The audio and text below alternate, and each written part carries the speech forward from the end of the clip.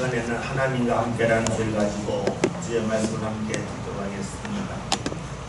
2020년에 코로나가 발생한 후에 사람들을 만나기도 어려워졌습니다. 그래서 사람들이 주목한 내조가 있는데 그것이 바로 캠핑입니다. 외국에 가는 것도 거의 불가능하였고 사람들이 많이 모이는 국내 유명 관광지에 가기도 어려울 때에 사람들은 산과 계곡이 어우러진 곳에서 조용한 시간을 보냈습니다. 모여서 가족들끼리 고기를 구워 먹기도 하고 밤에 하늘의 별을 보기도 하고 또 불타는 그런 장작을 보면서 시간을 보내었습니다. 낭만의 시간을 보냈습니다. 그래서 수많은 사람들이 캠핑에 열광하면서 캠핑족들이 늘어났습니다. 자연스럽게 캠핑 장비도 불티나게 팔렸습니다. 어떤 사람들은 캠핑을 많이 가려고 캠핑카까지 구입을 했습니다. 캠핑장은 크게 호황이었고 너도 나도 계곡에 땅을 사서 캠핑장을 지었습니다. 그런데 지금은 어떠합니까? 그때와는 너무나 다릅니다. 캠핑하는 사람이 크게 줄었습니다. 예약하기 힘들었던 캠핑장도 이제 사람이 오지 않습니다. 싸게 내놔도 사는 사람이 없습니다. 자랑거리였던 캠핑장이 이제는 근심거리가 되었습니다. 당근과 같은 중고시장에는 캠핑 장비를 팔려고 하는 사람이 넘쳐나기에 가격이 크게 떨어지지만 구입하는 사람이 극히 적습니다. 그러기에 비싼 가격을 주고 캠핑 용품을 산 사람들은 지금 크게 후회하고 있습니다. 몇 번 하지 않을 캠핑을 위해 너무나 많은 돈을 사용했기 때문입니다. 아마 사람들은 이런 마음일 겁니다. 이럴 줄 알았으면 굳이 캠핑 용품 사지 않고 빌려 사용했을 것이라는 그런 생각으로 후회하고 있습니다. 우리는 여기서 사람들이 후회하는 이유를 알 수 있습니다. 후회하는 이유는 당신은 꼭 필요하다고 여겼는데 지나고 나면 굳이 필요 없었다 하는 겁니다. 따라서 후회를 다른 단어로 정리하면 꼭이 아닌 굳이인 것을 꼭으로 여겼다 하는 겁니다. 그렇죠. 꼭 하지 않아도 될 것을 사람들이 하게 되면 나중에 후회를 합니다. 캠핑용품을 산 사람들이 후회하는 것처럼 우리 삶에도 후회가 많이 있습니다. 꼭 해야 할 줄 알았는데 지내놓고 났더니 굳이 할 필요가 없는 일이 우리에게 많기 때문이죠. 그렇습니다. 꼭 해야 하지 않아도 될 일을 우리는 꼭 하면서 후회를 하는데 이것은 캠핑용품만이 아니죠. 우리 행동도 그렇고 말도 그렇습니다. 어떤 행동은 꼭 해야 될 거라고 여겼는데 지내놓고 나면 굳이 할 필요가 없었는데 하는 것이 있어요. 말도 그렇죠. 이 말은 꼭 해야 한다고 해서 했는데 지내놓고 나면 굳이 왜 이 말을 했을까 하면서 우리는 후회를 합니다. 내가 한 말과 행동에 대하여 우리가 후회할 때도 있지만 때로는 누군가와의 만남에 대하여서도 후회가 되기도 합니다. 꼭 만나야 될 사람으로 여겼습니다. 즐겁게 만났고 함께하면서 시간과 물질을 많이 사용했는데 나중에 보면 굳이 그럴 사람이 아니었는데 하는 후회가 몰려오기도 합니다. 그러면서 우리는 그러죠. 내가 왜 그랬지? 그럴 필요가 없었는데 하는 마음이 들지요. 그래서 후회를 합니다. 부모가 자녀를 대할 때도 마찬가지죠. 내 자녀에게 꼭 해줘야지 하면서 해줬는데 지내놓고 나면 굳이 안 해도 될 것을 내가 왜 꼭 했을까 하면서 후회하기도 합니다. 그렇습니다. 굳이 하지 않아도 될 일을 꼭 하고 나면 우리는 후회를 합니다. 그런데 후회의 반대편에 있는 것이 있습니다. 그것은 아쉬움입니다. 후회는 꼭 하지 않아도 될 일을 굳이 했기 때문에 후회를 한다면 아쉬움은 반대입니다. 지금은 굳이 할 필요 없다고 여겼는데 지내놓고 나더니 꼭 해야 할 일이라는 것이 드러났을 때에 우리는 아쉬워합니다. 사람은 중요하지 않으면 해도 그만, 하지 않아도 그만이라고 하는 마음이 생깁니다.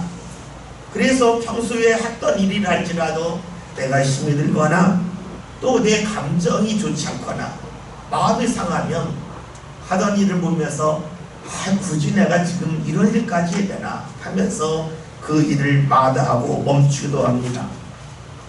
여유가 있다면 모르겠지만 여유가 없으면 사람은 달라지죠. 시간도 그렇고 물질도 그렇고 마음의 여유도 그러합니다. 사람은 여유가 없으면 자신도 모르게 편한 것을 찾습니다. 그리고 자신이 하는 일을 자꾸만 계산하죠. 다른 사람과 비교합니다. 그러면서 굳이 해야 될까? 안 하면 안 될까? 하는 마음이 찾아옵니다. 때로는 구실을 만들어서라도 하던 일을 하라고 하지 않기도 하죠. 많은 부모와 자녀 사이에 갈등이 여기 있습니다. 부모는 자녀보다 먼저 살았기 때문에 자녀들에게 이거 꼭 필요하다, 이거 했으면 좋겠다라고 말하지만 자녀들 말하죠. 이거 꼭 굳이 해야 돼요. 왜 해야 되는데요? 나는 이해할 수 없는데 하면서 반문하기도 합니다. 왜 부모는 꼭 필요하다고 여기는데 자녀들은 굳이 할 필요가 없다고 말하겠습니까? 그 이유는 결과가 당장에 나오지 않기 때문입니다. 부모가 꼭 하라고 하는 것을 지금 하지 않는다고 해서 있는 손해가 없어요. 그러니까 굳이 할 필요가 있겠냐라고 말하지요. 이때 부모들이 아쉬워합니다. 지금 꼭 해야 할 것을 굳이 라고 여기면서 하지 않으면 지금은 문제가 되지 않지만 나중에 자녀가 성장하는 후에 할 수 있는 일이 크게 줄어듦을 알기 때문입니다. 지금만 보면 괜찮지만 나중을 보면 아쉬움이 몰려올 것을 생각하며 마음 아파하는 것이 부모입니다. 중요한 것을 중요하지 않다고 여기기 때문이죠. 지금만을 보고 앞을 보지 못하기 때문입니다. 어제와 오늘이 다른 것처럼 오늘과 내일은 분명 다릅니다. 많은 사람들이 오늘과 내일이 같을 거라고 여깁니다. 누가 지혜로운 사람입니까? 오늘과 내일의 다름을 아는 사람입니다. 오늘과 내일이 다르다고 하는 것은 오늘 굳이라고 여겼던 일이 내일은 꼭으로 다가올 수 있음을 아는 사람입니다. 지혜롭지 못한 사람의 특징이 있죠. 오늘과 내일이 같을 거라는 겁니다. 오늘 굳이 하지 않아도 될 일은 내일 꼭 필요한 일이 아닐 거라고 여깁니다. 즉 내가 지금 이해할 수 없다면 받아들일 필요가 없다고 여기는 것이 지혜롭지 못한 사람입니다. 다시 말하면 지혜로운 사람은 내가 부족함을 알지만 지혜롭지 못한 사람의 특징은 내가 옳다고 여깁니다. 나에게 빈틈이 없다고 여깁니다. 그러니까 내가 나를 고집합니다. 지금 내가 볼 때 굳이 할 필요가 없는 일이라면 꼭 할 필요가 없다. 그러면서 멀리 하지요. 그런데 이런 일이 세상살이에서만 일어나는 것은 아니지요. 신앙생활도 역시 그러합니다. 우리는 하나님을 믿는 신앙의 사람입니다. 신앙의 특징이 뭡니까? 결과가 빨리 나오지 않는다는 데 있습니다. 그래서 우리가 말씀을 드릴 때에 가장 많이 찾아오는 것은 무엇이냐면 굳이 이 말씀을 내가 들어야 될까 하는 데 있습니다. 만약에 말씀을 듣고 내가 하겠는데 바로 변화가 일어난다면 다 말씀을 따를 겁니다. 그런데 말씀을 따른다 할지라도 변화가 보이잖아요. 말씀을 따르지 않았다 할지라도 오름이 생기지 아니함을 우리는 경험하고 있습니다. 당장 눈에 보이는 변화가 없습니다. 그러니까 우리 마음에는 어떤 마음이 드냐면 하나님을 믿지만 지금처럼 해도 된다 라고 하는 생각이 자연스럽게 자리 잡습니다. 수많은 신앙의 사람들이 똑같은 마음이죠. 지금처럼 믿어도 돼. 지금처럼 믿었는데 오름이 없었다. 그런데 굳이 새롭게 믿을 필요가 있겠는가? 굳이 새로운 일을 할 필요가 있겠는가 하는 것이 우리 마음속에 자리 잡고 있습니다. 다시 말하면 하나님을 지금처럼 믿어도 된다는 것이죠. 그래서 말씀을 듣고 새로운 무언가 하자고 할 때에 굳이 이것까지 해야 됩니까? 아니 지금 내 삶이 어려운데 굳이 이것까지 해야 됩니까? 다른 사람은 하자는데 내가 이 일까지 굳이 해야 됩니까? 하는 것이 우리의 마음입니다. 지금까지 신앙생활하면서 큰 문제가 없었는데 왜 새로운 것을 해서 나를 힘들게 합니까? 라고 하는 것이 우리의 무릎이기도 합니다. 만약에 지금 삶에 여유가 있다면 모르겠지만 지금 저 체력적으로 힘들어요. 그리고 시간에 여유도 없어요. 저 물질로도 어려워요. 그런데 왜 굳이 새로운 걸 하라고 합니까? 하는 것이 우리의 무릎이기도 합니다. 그래서 말씀을 듣고 새롭게 움직이라고 하지 않죠. 그러면서 자신을 합리화합니다. 하나님이 나를 사랑하십니다. 사랑하는 하나님께서 내가 어려워하는 것을 원하시겠냐? 그런 하나님 없다는 겁니다. 왜 그런 말 합니까? 정말로 하나님을 믿어서일까요? 아니면 굳이 새로운 것을 하려고 하지 않는 나를 합리화하기 위함이겠습니까? 그런데 이런 말 하는 사람들이 자녀들에게 뭐라고 말합니까? 자녀들이 굳이 원하지 않아도 이 음식 먹어야 돼요. 자녀들이 굳이 원하지 않아도 여기 가봐야 돼요. 자녀들이 굳이 원하지 않는데 너 이런 거 하면 좋겠다라고 말을 합니다. 그러면서 말하죠. 너 지금 모르지만 나중에 알 거야. 그리고 네가 나중에 알게 되면 네가 굳이 하지 아니하려고 했지만 너를 끌고 간 나를 기억하면 고마워할 거야. 나는 마음을 지닙니다. 이상하지 않습니까? 내가 주의 말씀을 따를 때에는 굳이 왜 됩니까 하면서도 나의 자녀에게는 이거 해야겠다. 굳이 이거 왜 됩니까 해도 해야 된다고 말하는 나 자신이 스스로 모순에 빠질 때가 많이 있습니다. 하나님이 말씀을 왜 하실까요? 당장 무엇을 주시기 위함일까요? 그렇다면 말씀을 따를 때 바로 변화가 일어나야 되는데 그런 일은 우리에게 있지 않습니다. 따라서 하나님을 믿는 것은 바로 일어난 변화를 경험하기 위함이 아니라는 겁니다. 이것이 우리의 신앙입니다. 따라서 하나님을 믿는 것은 지금 볼 때 굳이 필요해 보이지 않지만 나중에 꼭 필요하다는 것이 드러나는 것이라고 볼 수 있습니다. 오늘만 보면 굳이 하나님을 믿을 필요가 없습니다. 그런데 오늘 우리는 알고 있죠. 어제와 오늘이 다르고 오늘과 내일이 다를 것처럼 내가 내일이 되면 알지 못하는 하나님의 은혜를 경험함을 알고 있습니다. 오늘 중요하지 않다고 여기는 굳이 할 필요 없다고 여기는 일이 나중에는 꼭 중요한 이름으로 드러날 때가 너무나 많이 있기에 우리는 하나님을 믿습니다. 많은 이들이 말을 하죠. 하나님을 믿고 싶은데 잘 안 됩니다. 마음이 있는데 잘 되지 않습니다. 어떻게 해야 보이지 않는 하나님을 그 하나님의 말씀을 믿을 수 있습니까? 라고 묻습니다. 그런데 그 출발점은 다름 아닌 나 자신에게 있습니다. 내가 지금 충분하다고 여기는 사람은 하나님을 믿기가 어렵습니다. 내가 충분하지 않음을 아는 사람이 하나님을 믿기가 쉽습니다. 그런데 사람은 내가 충분하지 아니할 때에 이것을 감추고 싶은 속성이 있습니다. 사람은 누구나 부족함이 있고 약점이 있죠. 여러분, 약점이 드러날 때에 이를 인정할 수도 있지만 감추고 싶고 때로는 그것 때문에 나도 모르게 분노하기도 합니다. 감추고 분노하는 사람의 특징은 이런 거죠. 사람 다 그렇게 사는 거 아닙니까? 근데 왜 나한테 그러냐 하면서 분노하죠.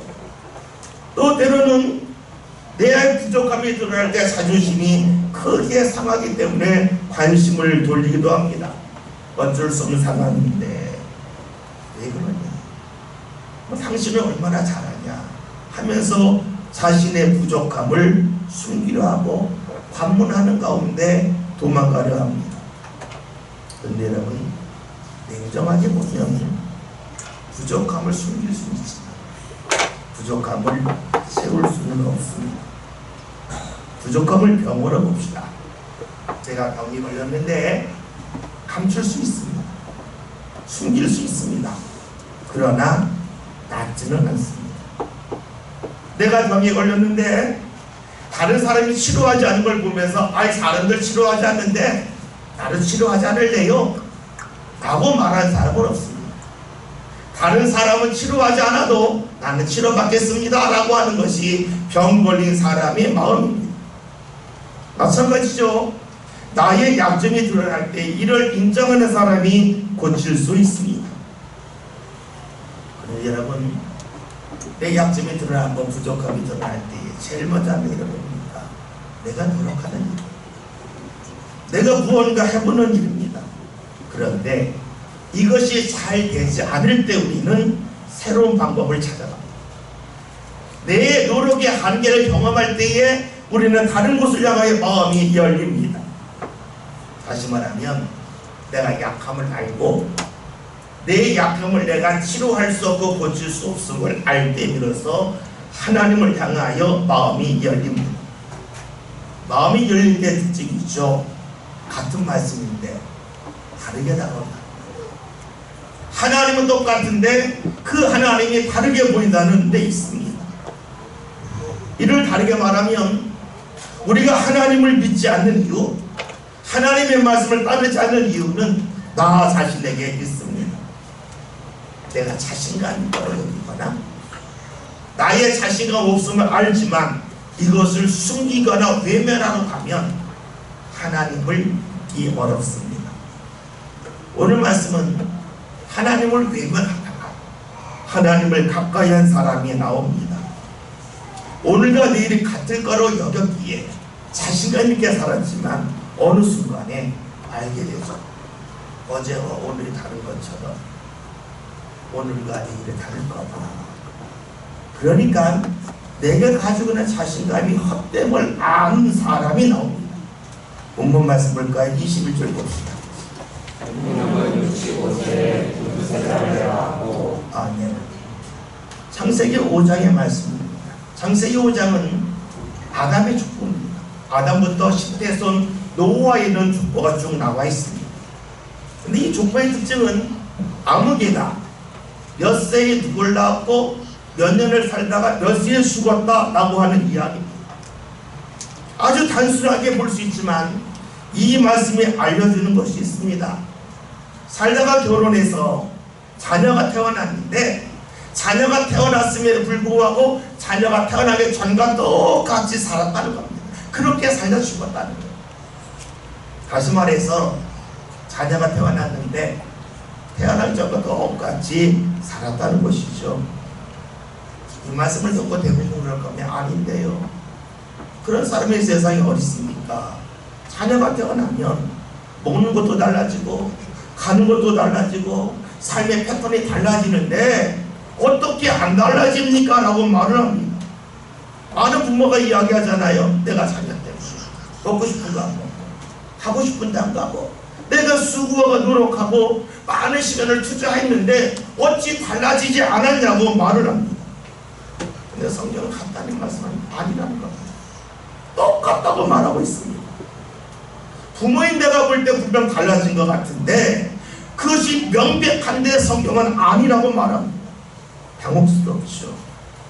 성경에서 아니 왜 하나님은 우리에게 똑같다고 말하겠습니까? 그 이유는 사람이 달라졌다고 여기는 모든 것들이 외적인 데 있지 내적인 데 있지 않기 때문입니다. 여러분, 우리가 계절의 변화를 경험하고 있죠. 여름에 반팔 입어요. 겨울에 두툼한 외투 입습니다. 왜 그럴까요?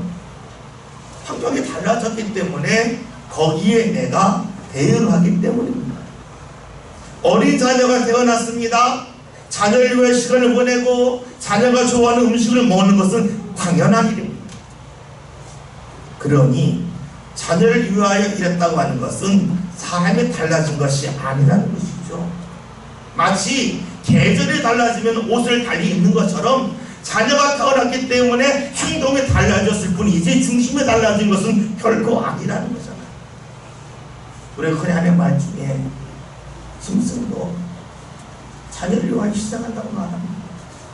그러니까 자녀가 태어나서 내가 먹는 것이 달라졌다, 가는 것이 달라졌다 하는 것은 외적인 변화이지 진짜 변화는 아니라는 겁니다. 대부분이 그렇게 산다는 거예요. 창세기 5장에 나와 있는 말씀이 아무개가 몇 세에 누굴 낳고 몇 년 똑같이 살다가 그렇게 죽어가는 거예요. 그런데 오늘 창세기 5장 중보에서 내놓은 달라요. 어떻게 다를까요? 22절 함께 봅시다.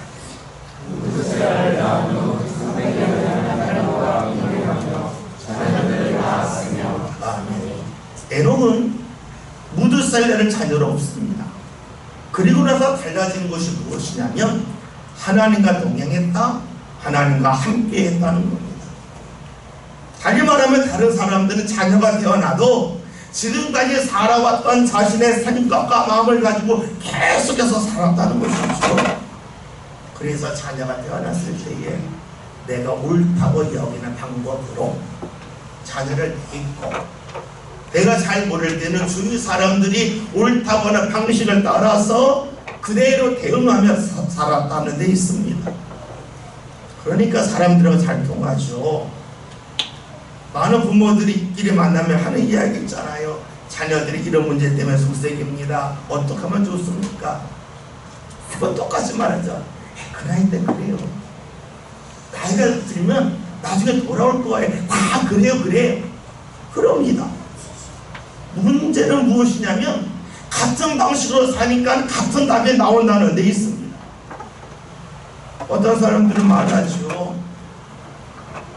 자녀가 태어났지만 이 자녀가 잘 자랍니다. 어떻게 해요? 그 사람의 말을 듣고 그대로 흉내내려면 안 돼요. 왜냐하면 나 자신도 다르고 자녀도 다르고 상황도 다르기 때문입니다. 에녹은 무드셀레가 태어나니 그를 사랑합니다. 잘 되길 바랬습니다. 그런데 그것이 잘 되지 않았다는 거예요.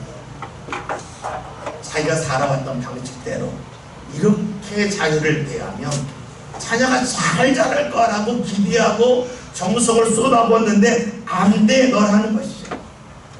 그래서 에녹이 깨달은 게 뭡니까? 지금처럼 살면 안 되겠다는 거예요. 결혼하기 전, 자녀가 태어나기 전에 내가 생각했고 그것이 옳다고 여겼던 방법대로 자녀에게 대했는데 그것이 안 되더라는 거예요. 안 될 때 어떻게 될까? 안 되니까 어쩔 수 없지 할 수도 있고, 왜 이런 애가 태어나서 나를 속썩일까 할 수도 있습니다. 그런데 에녹은 자신의 삶의 방식을 달리 하고 있습니다. 우리가 자녀를 보면서 나의 경험을 떠올리죠. 아, 이렇게 하면 잘 되겠다. 안 돼요. 왜 안 됩니까? 시대가 크게 다르잖아요. 마찬가지죠. 에녹은 잘하라고 했지만 안 되는 거예요. 내가 어렸을 때에 경험했던 이 어려움을 이런 식으로 하면 특권을 요김했지만 안 되더라는 거예요. 자신의 부족함이 드러나요. 자신의 약함이 드러나요. 이럴 때에 자녀를 탓하지 않았습니다. 원래 애들 이렇잖아 할 수도 있어요. 난 안 그랬는데 넌 왜 그래 할 수도 있어요. 그런데 그러하지 않아요. 모든 문제가 자기에게 있음을 알았습니다. 나의 약함이요, 나의 무능력의 결과임을 알았습니다. 그 순간 에녹은 하나님을 바라봅니다. 에녹이 지금까지 하나님을 안 믿은 게 아니에요. 믿었어요. 문제는 절실하게 믿지는 않았다는 데 있습니다. 하나님의 말씀을 듣고 꼭 따라야 된다고 하는 생각도 없었습니다. 내가 볼 때에 이 말씀은 그냥 하나님의 말씀이야, 따라야지 하는 것도 있지만, 내가 굳이 이런 말씀까지 들어야 될까 하는 것도 있었다는 겁니다. 냉정하게 말하면 하나님을 믿는 것은 아니죠. 나를 믿는 거죠. 그러니까 굳이 이 말씀까지 들어야 될까 하는 것이 바로 에녹의 삶이었습니다. 다시 말하면 하나님을 믿는다고 고백했지만 실제로 하나님을 믿은 것은 아니었다는 거예요. 그런데 무드셀라가 태어난 후에 에녹은 달라집니다. 나의 부족함을, 나의 약함을 압니다.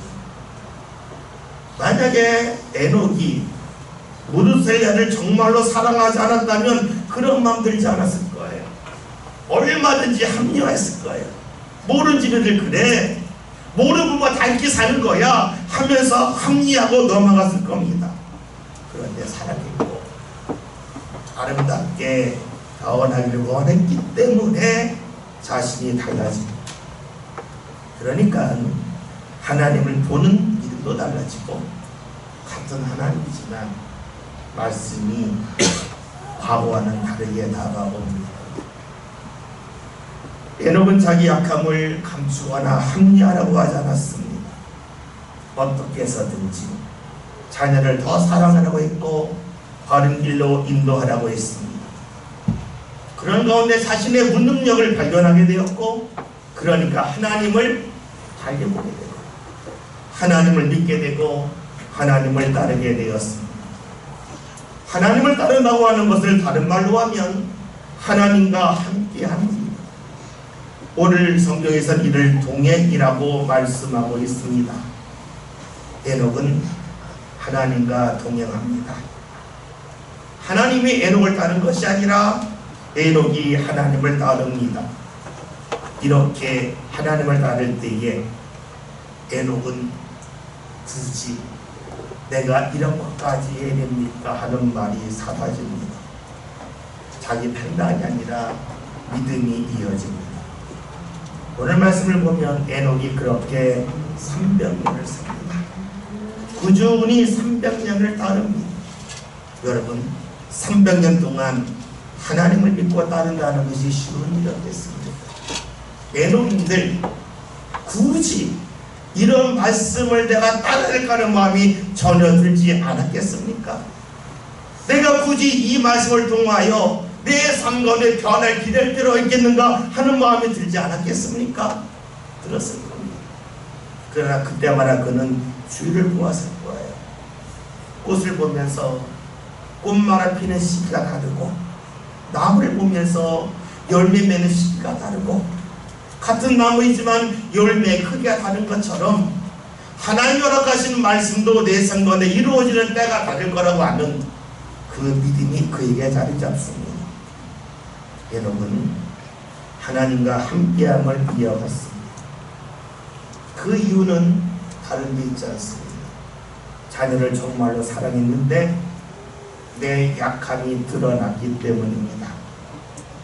에녹은 왜 하나님 나에게 약함을 주셨습니까? 라고 항의할 수도 있지만 항의하지 않습니다. 이 약함 때문에 내가 하나님을 가까이 할 수 있음에 대하여 감사합니다. 왜냐하면 하나님과 함께함을 통하여 소망이 이어졌고 그 가운데 주시는 은혜 결실을 맺었기 때문입니다. 에녹은 무드셀라가 태어나기 전과 태어난 후의 삶이 아주 다릅니다. 무드셀라가 태어나기 전에는 자신감이 넘쳤습니다. 내 동생들을 살려낼 거 문제 없잖아, 충분해 했습니다. 그런데 무드셀라가 태어난 후에 완전히 자신이 무너집니다. 할 자신이 없음을 온전히 알았기 때문이죠. 그래서 하나님을 따름에 있어서 하나님의 말씀에 굳이라고 하는 말이 있지 않습니까? 그렇게 300년을 살리셔. 그 에녹을 하나님이 어떻게 하십니까? 23절 24절 봅니다. 365세를 살아가다가 에녹이 하나님과 동행하더니 하나님이 그를 데려가심으로 세상에 있지 아니하였더라. 아멘. 말씀을 보면 에녹과 하나님이 동행하셨는데 하나님이 그를 데려가십니다. 우리가 흔히 에녹이 살아서 하나님 앞에 갔다는 데 초점을 맞춥니다. 그러나 이 말씀이 이렇게 볼 수도 있어요. 하나님이 에녹이 하나님 앞에 부지라고 하는 말을 붙이지 아니하면서 하나님과 함께하는 모습을 보면서 야, 이 땅에서만 누리는 그 기쁨보다 더 큰 기쁨을 더해줬으면 좋겠다. 더 좋은 곳에 가자. 그래서 바로 하나님의 품으로 불렀다고 볼 수 있습니다. 세상에 있지 않다는 말씀이 그런 말씀이겠죠. 에녹의 특징은 어디 있습니까? 자신감이 무너진 데 있습니다. 약함을 알았고 인정했고 그 가운데 하나님을 찾았습니다. 우리는 여기서 예수님을 보게 됩니다. 예수님이 하나님의 아들이신데 왜 이 땅에 오셔서 약한 모습으로 사셨을까 하는 겁니다. 그것은 약한 이들에게 어떻게 살을지를 보여주시기 위함입니다. 예수님은 약함을 탓하지 않으셨습니다. 약한 가운데도 하나님을 찾았습니다. 나를 왜 약하게 하냐고 원망하지 않습니다. 왜 다른 사람에게 없는 고통을 나에게 주냐고 하나님을 탓하지도 않습니다. 약할 때 할 일이 무엇인가? 그것은 하나님을 찾는 것임을 예수님이 하셨고 이를 보여주셨습니다. 십자가에서 자신이 가장 고통스러운 가운데도 자신의 약함을 알고 하나님을 찾은 그 예수님을 하나님께서 더 좋은 자리, 부활의 자리로 인도해 주셨습니다. 오늘 말씀 제목이 하나님과 함께입니다. 여러분, 누가 하나님과 함께할 수 있습니까? 나의 약함을 알고 믿는 사람입니다. 나의 약함을 알기에, 나의 부족함을 알기에 굳이 이런 말씀을 왜 주십니까 하면서 항의하는 사람이 아닙니다. 꼭 필요하니까. 나에게 더 좋은 열매를 맺게 하시라고 주께서 말씀 주심을 믿는 사람이 하나님과 함께할 수 있습니다. 저와 여러분의 신앙이 묻읍시다. 하나님을 정말로 믿습니까? 하나님을 믿는다면 그 전에 전제가 있습니다. 내가 약하다는 것, 내가 부족하다는 거예요. 그것을 절실히 믿는 사람만이 하나님을 믿을 수 있고 하나님의 말씀에 굳이가 아니라 꼭 이 말씀이 필요합니다고 원하겠죠. 저와 여러분, 하나님과 함께하는 사람 됩시다. 지금까지 우리가 하나님과 함께하지 않았다 할지라도 에녹이 무드셀레를 낳은 후에 하나님과 동행했던 것처럼 지금과는 달리 나의 약함을 인정하는 가운데 하나님과 함께 동행하는 저와 여러분 다 될 수 있기를 주 이름으로 기원드립니다. 살아계신 하나님, 자신만만했던 에녹이 무드셀레가 태어난 후에 그를 정말로 사랑하는 가운데 자신의 약함을 발견하고 자신의 약함을 인정하고 하나님을 믿는 믿음의 눈이 열려져서 하나님과 함께 하나님과 동행해 있음을 봅니다. 무드셀레가 태어나기 전에는 내가 왜 이런 말씀을 굳이 듣고 따라야 될까 하면서 의구심을 내밀었지만 무드셀레를 사랑하고 그를 돌보는 가운데 자신의 약함을 철저히 깨달은 에녹이 하나님을 믿고 하나님을 따르고 하나님 말씀을 굳이가 아닌 꼭 필요한 말씀으로 믿고 따랐던 것처럼 이런 놀라운 은혜 역사가 저희들 삶 가운데도 임하기를 원합니다. 하나님을 믿는다면서도 내가 뛰어나다는 생각, 나에게는 부족함이 없다는 생각, 내가 하는 것은 온전하다고 하는 그런 생각이 있다면 다 내려놓는 저희를 내게 하여 주옵소서. 다른 사람이 다 그러는데 뭐 그러냐 하지 않게 하시고 나의 약함을 철저히 인정하는 성도를 되게 하시어 하나님을 온전히 믿게 하시고 하나님과 함께하는 성도를 되게 하여 주시어 때를 따라 열매를 맺게 하시면 주의 은혜가 삶 가운데 넘쳐나는 모든 성도들이 다 되게 하여 주옵소서. 예수님의 이름으로 기도하였습니다. 아멘.